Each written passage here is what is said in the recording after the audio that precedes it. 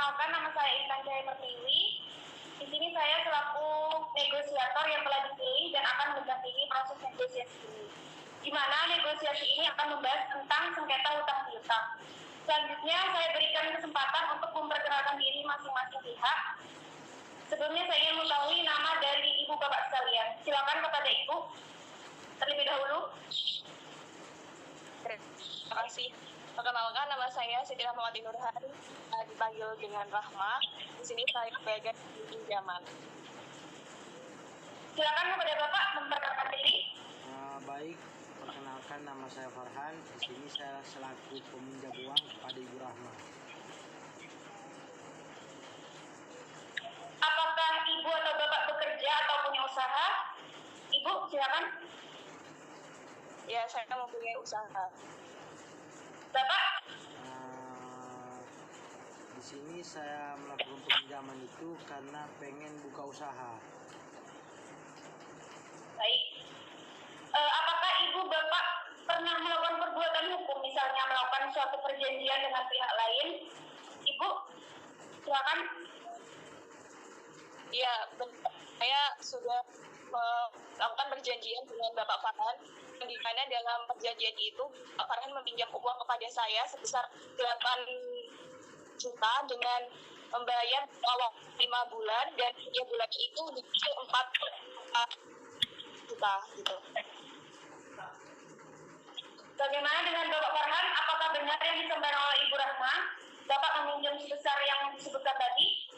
Ya, memang benar apa yang disampaikan Ibu Rahma. Saya telah meminjam uang kepada Ibu Rahma sebesar 20 juta dan saya akan membayarnya selama 5 bulan, diangsur selama 5 bulan, dan selama 5 bulan itu saya akan membayar sebesar 4 juta per bulannya, dan itu saya sudah menyetujuinya dan akan membayar selama 5 bulan.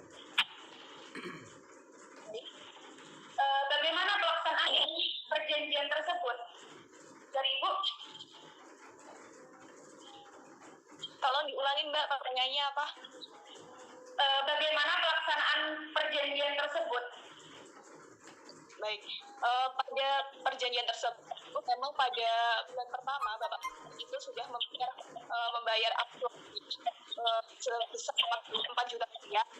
Pada bulan-bulan selanjutnya Pak Farhan itu tidak membayar cicilannya, dan saya hanya ingin meminta pertanggungjawaban kepada Bapak Farhan mengapa saya sudah menghubungi beliau dan mencari untuk beliau tidak ada dan tidak ada kabar, sehingga saya sebenarnya ingin melaporkan Bapak Farhan pada pihak yang benar telah melakukan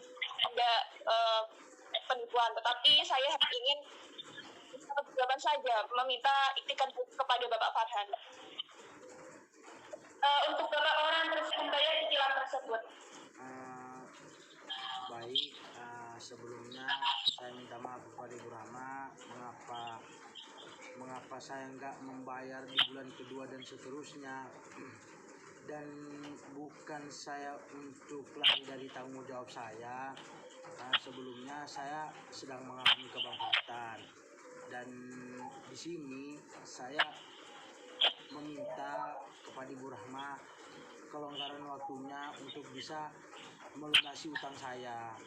Kalau boleh, saya minta kelonggaran waktunya selama 8 bulan, dan saya akan mengangsur selama 8 bulan itu sebesar 2 juta rupiah. Apakah perjanjian tersebut berjalan dengan baik, dan jika terjadi persoalan dalam perjanjian tersebut, dengan cara apa Ibu Bapak menyelesaikannya? Dari Ibu, silakan. Baik, saya hanya menjawab karena itikat baik membayar hutangnya atau tidak, itu saya serahkan kepada Mas Farhan, di mana tanggung jawabannya kepada saya gitu. Untuk Bapak Farhan sendiri, silakan diulangi apa yang Anda minta kepada Ibu Rahma untuk menyelesaikan sengketa hutang piutang ini. Ya. Apa yang Bapak Farhan minta? Ya, di sini saya dengan meminta kelonggaran waktunya kepada Ibu Rahma supaya saya bisa melunasi utang saya. Yang saya katakan tadi, saya meminta kelonggaran waktu selama 8 bulan. Dan selama 8 bulan itu saya akan mengangsur sebulannya itu sebesar 2 juta rupiah. Bagaimana dari Ibu Rahma, Bapak Farhan meminta kelonggaran waktu selama 8 bulan dan mencicil sebesar 2 juta per bulan. Apakah Ibu Rahma setuju? Baik, tidak apa kalau memang Bapak Farhan memang menghendaki seperti itu, tetapi perlu diketahui bahwa uang yang sedikit Mas gitu. Jadi tanggung jawabnya kalau memang mau meminta kelonggaran waktu, tolong dilakukan dengan gitu, tolong dilaksanakan dengan sebaik-baiknya, jangan mengulur waktu lagi gitu. Soalnya dia juga butuh uang gitu untuk melakukan saya gitu, menurut saya gitu. Bagaimana Bapak Farhan, apakah bersedia? Saya akan melunasi utang ibu selama 8 bulan, dan ketika saya nggak melunasinya selama 8 bulan itu, saya siap dilaporkan kepada pihak yang berwajib, Bu. Baik, karena dari Ibu Rahma dan Bapak Farhan sepakat bahwa Bapak Farhan meminta kelonggaran waktu selama 8 bulan dan mencicil sebesar 2 juta per bulannya. Baik, saya sebagai negosiator di sini izin mengambil alih dari jalannya negosiasi yang telah dilakukan oleh kedua belah pihak. Dari hasil kesepakatan bersama, Ibu dan Bapak sebagai pelaksana negosiasi, yakni dengan cara Bapak Farhan meminta kelonggaran waktu selama 8 bulan dengan mencicil sebesar 2 juta per bulannya. Saya selaku negosiator di sini sedikit memberikan saran kepada kedua belah pihak agar kelalaian dari para pihak tidak terjadi di lain hari, dan semoga negosiasi ini bisa diterima oleh kedua belah pihak. Bagaimana Ibu Rahma? Apakah bisa dipahami kedua belah pihak? Sudah paham, Mbak? Paham, Bu. Baik. Kurang lebihnya dari negosiasi ini telah disepakati. Saya mohon maaf apabila saya sebagai negosiator kurang ada kesalahan dalam bertutur kata. Terima kasih kepada kedua belah pihak telah menghadiri negosiasi kali ini. Kurang lebihnya mohon maaf. Wassalamualaikum warahmatullahi wabarakatuh.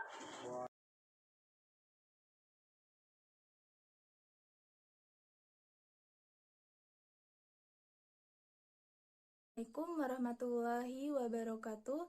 Saya Lutfiana Tazkiyatun Nufus, NIM S 2019-4079. Di sini saya akan menjelaskan prosedur negosiasi. Nah, prosedur negosiasi ini ada 4 poin, yang diantaranya ada aturan negosiasi, tahapan negosiasi, pedoman negosiasi, serta teknik-teknik negosiasi. Nah, yang pertama yakni adalah aturan negosiasi. Sebelum bernegosiasi, tentu saja kita harus mencari informasi sebanyak mungkin dari lawan yang akan diajak negosiasi, agar tidak terjadi salah ucap, salah faham, dan salah tindakan saat kesepakatan akan dirundingkan. Nah, dipastikan juga bahwa pihak lawan akan memberikan hal sepadan yang akan kita tawarkan, dan bangun kepercayaan. Di sini sangatlah penting untuk membawa kita dapat meraih kemenangan dalam melakukan negosiasi. Kita harus dapat menjadi pihak yang dapat dipercaya, jujur, dan juga dapat diandalkan. Tidak hanya itu saja, tetapi kita juga harus dapat memahami betul apa yang pihak lawan butuhkan yang dapat kita penuhi.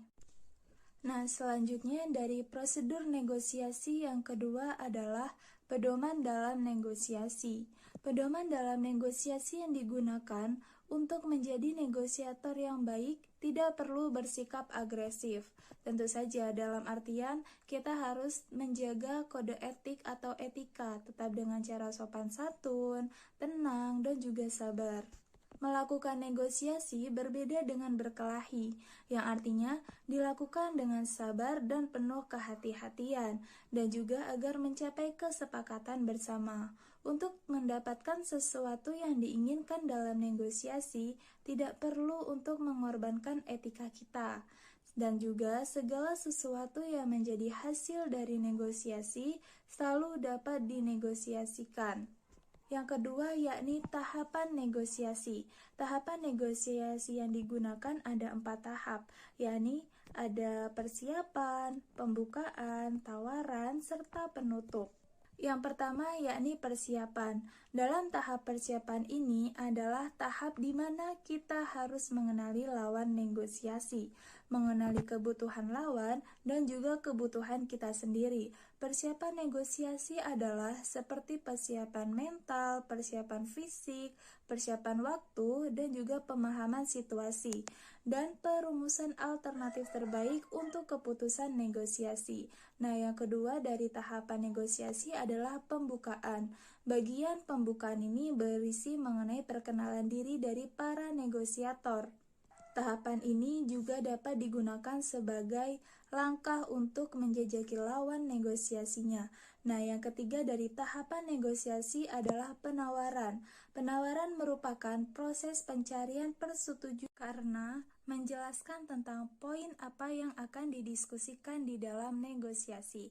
Pada tahap penawaran, kita memberikan penawaran yang kita buat, namun terkadang pihak lawan dahulu yang memberikan penawaran. Nah, dari tahapan negosiasi yang terakhir adalah penutupan. Yang terakhir dari prosedur negosiasi adalah teknik-teknik negosiasi. Teknik negosiasi secara umum yakni bisa seperti mencari fakta-fakta yang mendukung, yakni mencari informasi apakah kasus tersebut pernah dinegosiasikan sebelumnya atau tidak. Nah, mencari data yang akurat juga dan update sehingga dapat dipresentasikan dengan maksimal. Teknik yang dipelajari dari pihak lain adalah seperti teknik negosiasi kooperatif, yaitu teknik negosiasi yang menganggap negosiator adalah lawan sebagai mitra. Para pihak saling menjajaki kepentingan dan mau diajak bekerja sama. Sekian materi dan penjelasan mengenai prosedur negosiasi yang dapat saya sampaikan. Kurang lebihnya mohon maaf. Wassalamualaikum warahmatullahi wabarakatuh.